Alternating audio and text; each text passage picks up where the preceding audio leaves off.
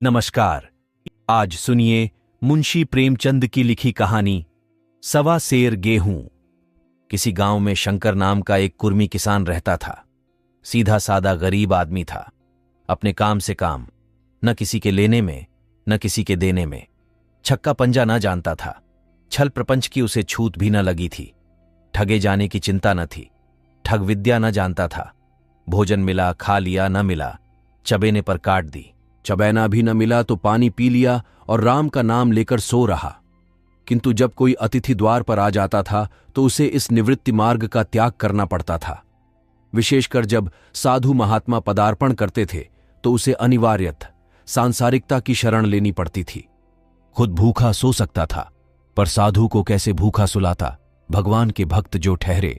एक दिन संध्या समय एक महात्मा ने आकर उसके द्वार पर डेरा जमाया। तेजस्वी मूर्ति थी। पीतांबर गले में, जटा सिर पर, पीतल का कमंडल हाथ में, खड़ाऊओं पैर में, ऐनक आंखों पर, संपूर्ण वेश उन महात्माओं का सा था जो रईसों के प्रासादों में तपस्या, हवा घाड़ियों पर देवस्थानों की परिक्रमा और योग सिद्धि प्राप्त करने के लिए रुचिकर भोजन करते हैं। घर में जौ का आटा था, वह उन्हें कैसे खिलाता। प्राचीन काल में जौ का चाहे जो कुछ महत्व रहा हो, पर वर्तमान युग में जौ का भोजन सिद्ध पुरुषों के लिए दुष्पाच्य होता है। बड़ी चिंता हुई, महात्मा जी को क्या खिलाऊं।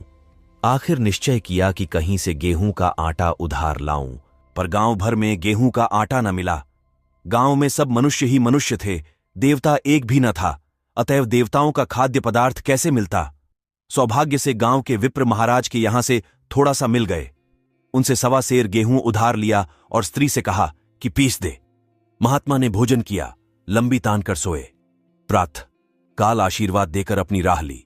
विप्र महाराज साल में 2 बार खलिहानी लिया करते थे।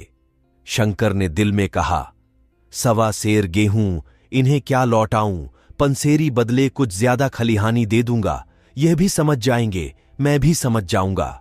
चैत में जब विप्रजी पहुंचे तो उन्हें 1.5 पंसेरी के लगभग गेहूं दे दिया और अपने को ऊरण समझकर उसकी कोई चर्चा न की। विप्रजी ने फिर कभी न मांगा। सरल शंकर को क्या मालूम था कि यह सवा सेर गेहूं चुकाने के लिए मुझे दूसरा जन्म लेना पड़ेगा। 7 साल गुजर गए। विप्रजी विप्र से महाजन हुए, शंकर किसान से मजूर हो गया। उसका छोटा भाई मंगल उससे अलग हो गया था। एक साथ रहकर दोनों किसान थे, अलग होकर मजूर हो गए थे। शंकर ने चाहा कि द्वेष की आग भड़कने न पाए, किंतु परिस्थिति ने उसे विवश कर दिया। जिस दिन अलग अलग चूल्हे जले, वह फूट फूट कर रोया। आज से भाई भाई शत्रु हो जाएंगे। एक रोएगा, दूसरा हंसेगा। एक के घर मातम होगा तो दूसरे के घर गुलगुले पकेंगे। प्रेम का बंधन, खून का बंधन, दूध का बंधन आज टूटा जाता है। उसने भगीरथ परिश्रम से कुल मर्यादा का वृक्ष लगाया था। उसे अपने रक्त से सींचा था। उसको जड़ से उखड़ता देखकर उसके हृदय के टुकड़े हुए जाते थे। 7 दिनों तक उसने दाने की सूरत तक न देखी। दिन भर जेठ की धूप में काम करता और रात को मुंह लपेटकर सो रहता। इस भीषण वेदना और दुस्सह कष्ट ने रक्त को जला दिया, मांस और मज्जा को घुला दिया। बीमार पड़ा तो महीनों खाट से न उठा। अब गुजर बसर कैसे हो। 5 बीघे के आधे रह गए, एक बैल रह गया। खेती क्या खाक होती। अंत को यहां तक नौबत पहुंची कि खेती केवल मर्यादा रक्षा का साधन मात्र रह गई। जीविका का भार मजूरी पर आ पड़ा। 7 वर्ष बीत गए। एक दिन शंकर मजूरी करके लौटा तो राह में विप्रजी ने टोक कर कहा, शंकर, कल आकर के अपने बीज बैंक का हिसाब कर ले। तेरे यहां 5.5 मन गेहूं कब के बाकी पड़े हुए हैं और तू देने का नाम नहीं लेता। हजम करने का मन है क्या। शंकर ने चकित होकर कहा, मैंने तुमसे कब गेहूं लिए थे जो 5.5 मन हो गए। तुम भूलते हो, मेरे यहां किसी का छटाक भर न अनाज है, न 1 पैसा उधार। विप्र, इसी नियत का तो यह फल भोग रहे हो कि खाने को नहीं जुड़ता। यह कहकर विप्रजी ने उस सवा सेर गेहूं का जिक्र किया जो आज के 7 वर्ष पहले शंकर को दिए थे। शंकर सुनकर अवाक रह गया। ईश्वर, मैंने इन्हें कितनी बार खलिहानी दी, इन्होंने मेरा कौन सा काम किया। जब पोथी पत्र देखने, साइत सगुन विचारने द्वार पर आते थे, कुछ न कुछ दक्षिणा ले ही जाते थे। इतना स्वार्थ, सवा सेर अनाज को अंडे की भांति सेकर आज यह पिशाच खड़ा कर दिया जो मुझे निगल जाएगा। इतने दिनों में एक बार भी कह देते तो मैं गेहूं तौल कर दे देता। क्या इसी नीयत से चुप साध बैठे रहे? बोला, महाराज, नाम लेकर तो मैंने उतना अनाज नहीं दिया, पर कई बार खलिहानों में सेर सेर 2-2 सेर दिया है। अब आप आज 5.5 मन मांगते हैं, मैं कहां से दूंगा? विप्र, लेखा जौ जौ, बख्शीश 100-100। तुमने जो कुछ दिया होगा उसका कोई हिसाब नहीं, चाहे 1 की जगह 4 पसेरी दे दो। तुम्हारे नाम बही में 5.5 मन लिखा हुआ है, जिससे चाहे हिसाब लगवा लो। दे दो तो तुम्हारा नाम छेक दूं, नहीं तो और भी बढ़ता रहेगा। शंकर, पांडे, क्यों एक गरीब को सताते हो? मेरे खाने का ठिकाना नहीं। इतना गेहूं किसके घर से लाऊंगा? विप्र, जिसके घर से चाहे लाओ, मैं छटाक भर भी न छोड़ूंगा। यहां न दोगे, भगवान के घर तो दोगे। शंकर कांप उठा। हम पढ़े लिखे आदमी होते तो कह देते, अच्छी बात है, ईश्वर के घर ही देंगे, वहां की तौल यहां से कुछ बड़ी तो ना होगी। कम से कम इसका कोई प्रमाण हमारे पास नहीं, फिर उसकी क्या चिंता? किंतु शंकर इतना तार्किक, इतना व्यवहार चतुर न था। एक तो आण वह भी ब्राह्मण का बही में नाम रह गया तो सीधे नरक में जाऊंगा, इस ख्याल ही से उसे रोमांच हो गया। बोला, महाराज, तुम्हारा जितना होगा यहीं दूंगा। ईश्वर के यहां क्यों दूं? इस जन्म में तो ठोकर खा ही रहा हूं, उस जन्म के लिए क्यों कांटे बोऊं? मगर यह कोई न्याय नहीं है। तुमने राई का पर्वत बना दिया। ब्राह्मण हो के तुम्हें ऐसा नहीं करना चाहिए था। उसी घड़ी तगादा करके ले लिया होता तो आज मेरे सिर पर इतना बड़ा बोझ क्यों पड़ता? मैं तो दे दूंगा, लेकिन तुम्हें भगवान के यहां जवाब देना पड़ेगा।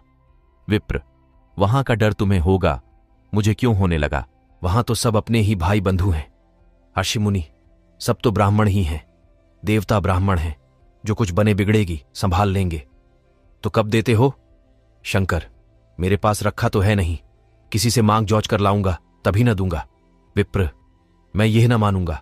7 साल हो गए, अब एक दिन का भी मुलाहिजा न करूंगा। गेहूं नहीं दे सकते तो दस्तावेज लिख दो। शंकर, मुझे तो देना है, चाहे गेहूं लो चाहे दस्तावेज लिखाओ। किस हिसाब से दाम रखोगे? विप्र, बाजार भाव 5 सेर का है, तुम्हें 5.25 सेर का काट दूंगा। शंकर, जब दे ही रहा हूं तो बाजार भाव काटूंगा, पांव भर छुड़ाकर क्यों दोषी बनूं? हिसाब लगाया तो गेहूं के दाम 60 हुए। 60 का दस्तावेज लिखा गया। 3 सैकड़े सूद। साल भर में न देने पर सूद की दर 2.5 रुपये सैकड़े। 8 आने का स्टैंप, 4 आने दस्तावेज की तहरीर शंकर को ऊपर से देनी पड़ी। गांव भर ने विप्रजी की निंदा की, लेकिन मुंह पर नहीं। महाजन से सभी का काम पड़ता है, उसके मुंह कौन आए? शंकर ने साल भर तक कठिन तपस्या की। मियाद के पहले रुपये अदा करने का उसने व्रत सा कर लिया। दोपहर को पहले भी चूल्हा न जलता था, चबैने पर बसर होती थी, अब वह भी बंद हुआ।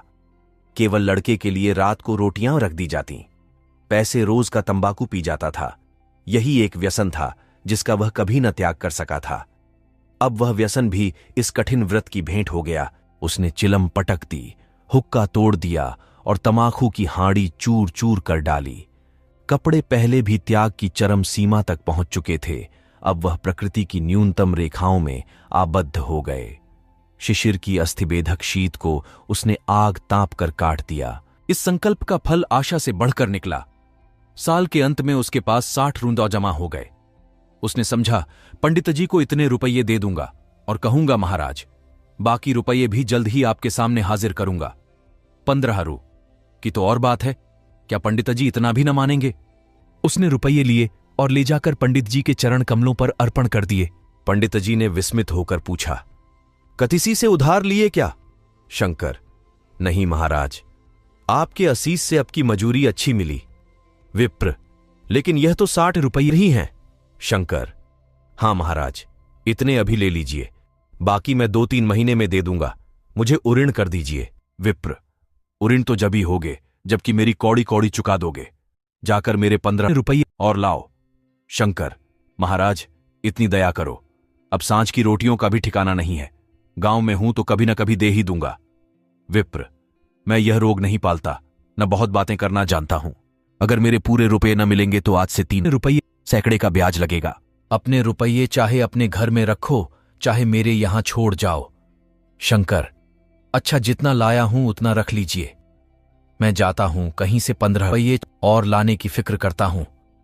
शंकर ने सारा गांव छान मारा, मगर किसी ने रुपये न दिए।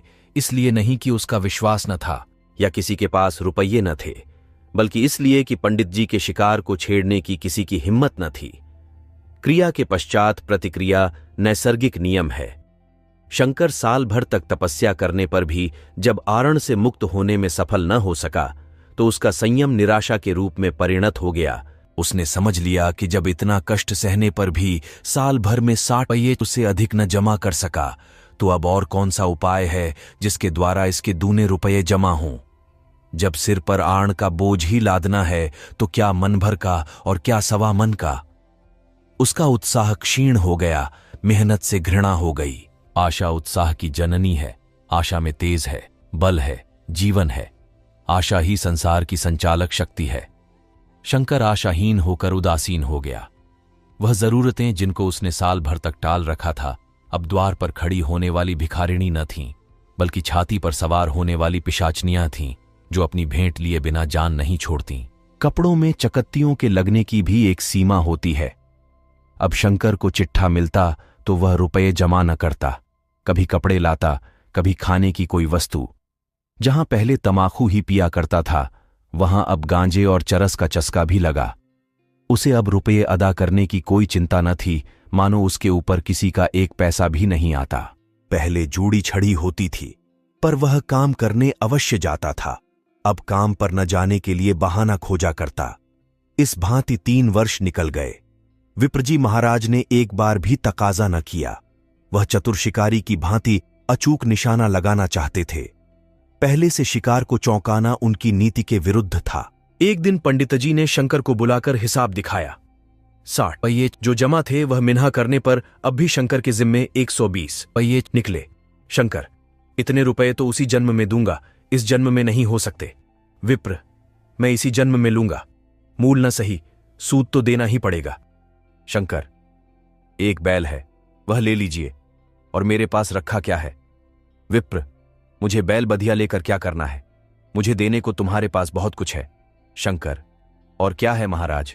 विप्र, खोच है, तुम तो हो। आखिर तुम भी कहीं मजूरी करने जाते ही हो।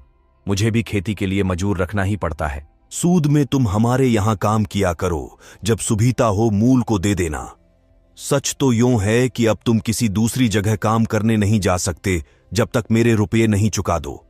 तुम्हारे पास कोई जायदाद नहीं है, इतनी बड़ी गठरी मैं किस एतबार पर छोड़ दूं?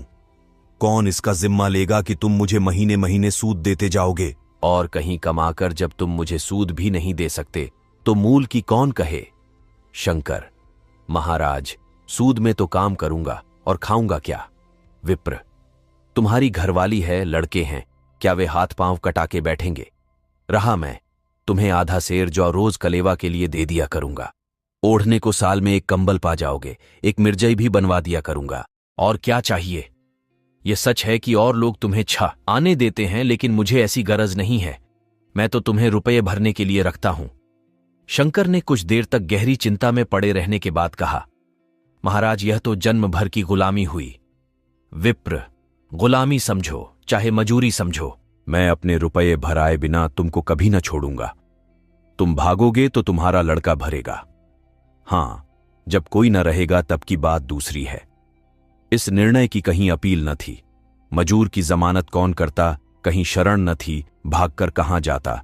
दूसरे दिन से उसने विप्रजी के यहां काम करना शुरू कर दिया। सवा सेर गेहूं की बदौलत उम्र भर के लिए गुलामी की बेड़ी पैरों में डालनी पड़ी। उस अभागे को अब अगर किसी विचार से संतोष होता था, तो यह था कि वह मेरे पूर्व जन्म का संस्कार है। स्त्री को वे काम करने पड़ते थे जो उसने कभी न किए थे। बच्चे दानों को तरसते थे, लेकिन शंकर चुपचाप देखने के सिवा और कुछ न कर सकता था। वह गेहूं के दाने किसी देवता के शाप की भांति यावत जीवन उसके सिर से न उतरे। शंकर ने विप्रजी के यहां 20 वर्ष तक गुलामी करने के बाद इस दुस्सार संसार से प्रस्थान किया। 120 अभी तक उसके सिर पर सवार थे। पंडित जी ने उस गरीब को ईश्वर के दरबार में कष्ट देना उचित न समझा। इतने अन्यायी, इतने निर्दयी न थे। उसके जवान बेटे की गर्दन पकड़ी। आज तक वह विप्रजी के यहां काम करता है। उसका उद्धार कब होगा? होगा भी या नहीं, ईश्वर ही जाने। पाठक, इस वृत्तांत को कपोल कल्पित न समझिए, यह सत्य घटना है। ऐसे शंकरों और ऐसे विप्रों से दुनिया खाली नहीं है। आप सुन रहे थे मुंशी प्रेमचंद की लिखी कहानी सवा सेर गेहूं।